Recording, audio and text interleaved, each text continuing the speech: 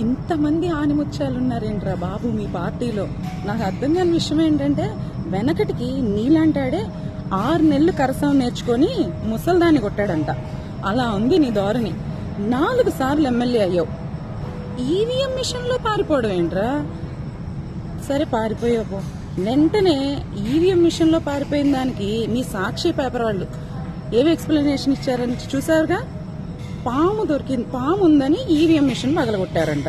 పిల్లి నిజంగా పాము ఉంటే నువ్వు ఈవీఎం మిషన్ పగలగొట్టగానే పాము రావాలిగా. అక్కడేమో పాము కనపడదు.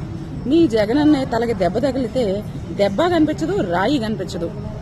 ఎంత ఆనిముత్యాలు ఉన్నారేంట్రా బాబు? అంటే జనాలని ఎంత వెరివాలని చేస్తారు.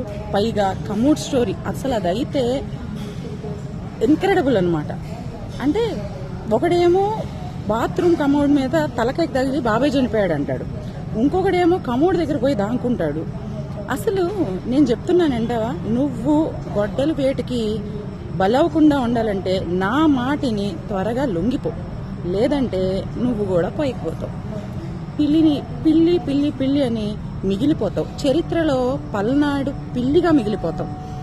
పులిగా ఉంటారనుకున్నాను రా బాబు పల్నాడులో ఎవరైనా కానీ. అధికారంలో లేకపోయినా కూడా పులిలా నిలబడ్డారు చూసావు బ్రహ్మన్న, అది పులి అంటే. అంతేగాని పిల్లిని పేరులోనే పెట్టుకొని నువ్వు పులిలాగా మాత్రం ఫీల్ అవ్వమాక.